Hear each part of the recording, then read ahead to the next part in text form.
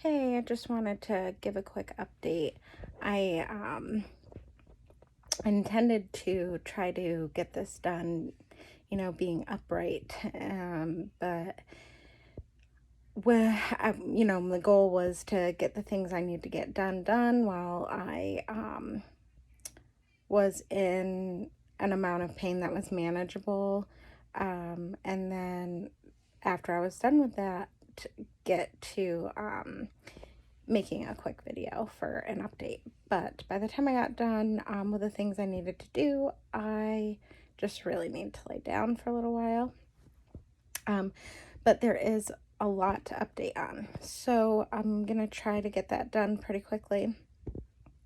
Sorry, I'm in a little bit of pain right now. I just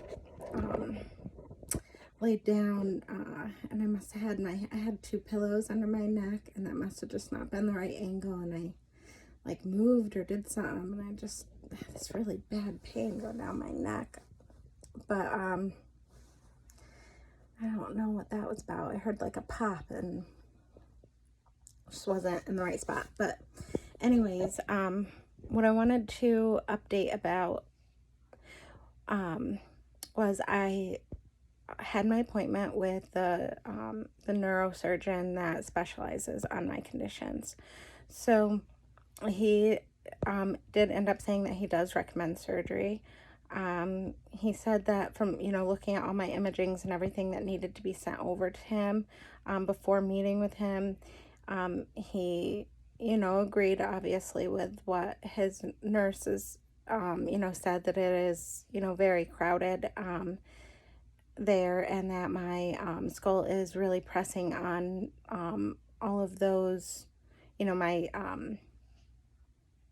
cerebral tonsils and the brainstem, causing issues there, and also the lack of cerebrospinal fluid flow, which is likely the cause of my Syrinx.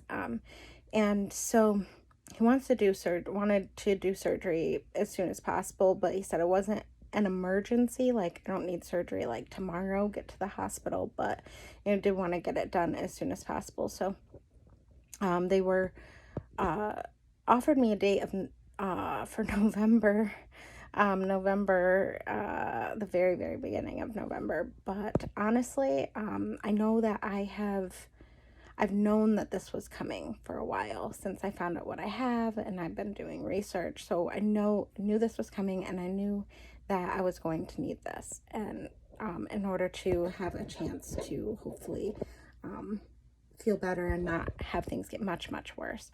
But I'm not like prepared. I need to have, practical things done first. I need to try to find time to make like some extra freezer meals. And, for like when I get home from surgery, so I don't have to worry about like what's my family gonna eat, what we're gonna do.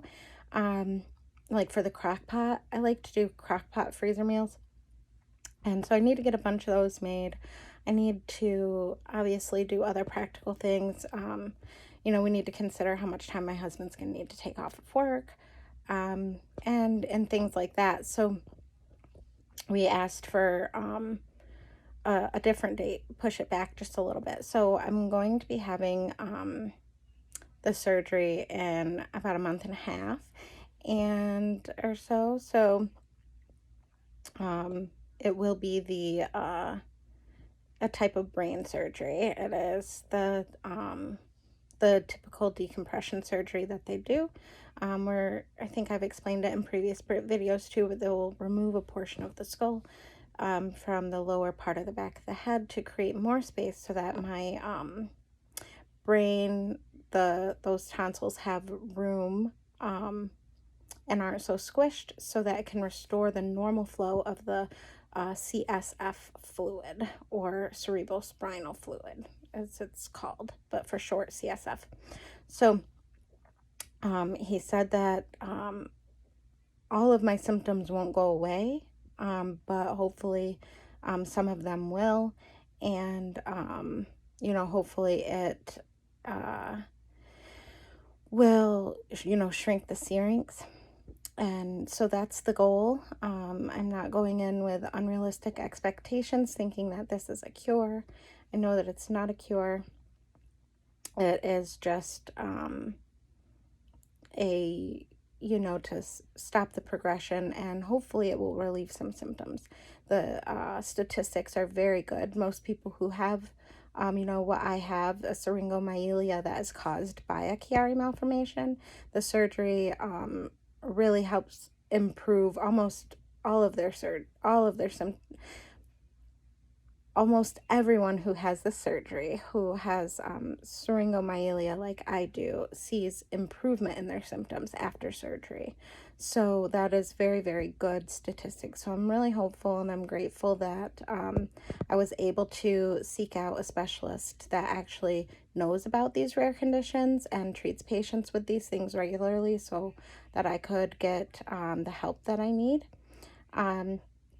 So that's where I'm at now. I am preparing in a lot of different practical ways for the surgery, and trying, being prepared mentally and everything too, as best as you can for something like that. And, spending time with my family and trying to get as much done as I can. At this point, where I'm at symptom wise is I still have a lot of pain in my lower back and hips, but a lot of my pain is now more so in my upper back, neck, and the lower part of my head area. It's like that all the time. The pain is different if I were to be sitting or standing for too long, or like driving in the car to turn my head from side to side to like check my blind spots and stuff. That hurts. Also, I do have headaches occasionally. I get very dizzy sometimes, especially if I try to walk too fast. My husband and I were in Sam's Club the other day, and, we were trying to get in and out fast, and I couldn't keep up, and I got so dizzy because I tried to, because in my mind, it's like I normally would just be zooming around the store, right? But so tried to at first, not really thinking, and I just got so dizzy, and it's like I thought I might pass out. I did not feel good. My whole face went numb. So like my face does go numb sometimes, uh, still, and my heart races sometimes, but that's not like all the time or super frequent, like multiple times a day. It might be once a day sometimes, but sometimes I'll go a couple days and not feel it. And it's really just, and the pain in the upper back. It's like laying here, it feels okay right now on my side, but if I were to lay on my back, it would really hurt the back of my head and neck. I get really uncomfortable easy. It's hard to find comfortable spots to lay, because to lay one way to relieve the pain I'm having from laying that way is going to cause pain in a new area. It might relieve that pain, but it causes something else to hurt. So it's really just kind of like picking between, okay, this was just hurting, I'm going to give that a break, and something else is going to hurt for a little while, then I'll give that a break and lay a different way, and have something else hurt for a while. It's just, how it is. But I'm really hopeful that after surgery, obviously after recovering, I'm sure that it's going to be, worse before it gets better, but I'm really hopeful.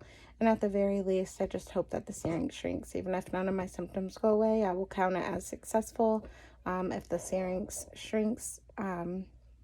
So yeah, that's where I'm at. And I plan to, record about like the steps I'm taking to prepare for surgery. The things, I'll do a video about like my pre-op appointment, what all they say that you have to be done before surgery.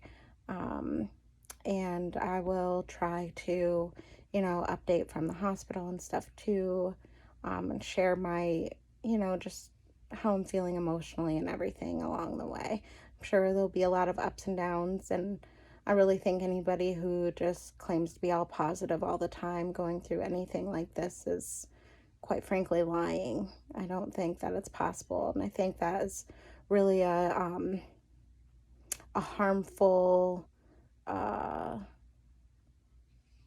really think it's like a harmful way to portray yourself. If you're not really feeling that way, I think it's harmful to portray yourself as just being positive about terrible circumstances, because then other people who's going through the same or similar circumstances could look at that video or, your example and be like, wow, they're so positive. How come I don't feel like that? Like, what's wrong with me? Like, they're doing way better than I am, or you know what I mean? Like, I think it's just better to be honest. And there are days where I'm feeling positive about things, and there's days when I'm just not.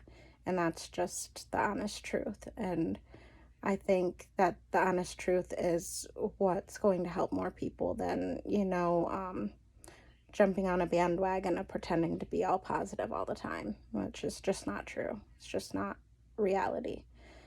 So if you're feeling down some days, you're not alone. And I hope that this um, honesty helps in some way. Um, Keep pushing forward. Don't give up. Keep searching out different specialized doctors if you're able to. Um, Call your insurance companies and see, what you are allowed to do, what you need to look for, they can help you pinpoint things that are in network with your insurance, doctors and providers and stuff. And if you don't have insurance, still call different surgeons. They may have ways to be able to work with you around that. So you just never know. Just call, ask, try, and don't give up.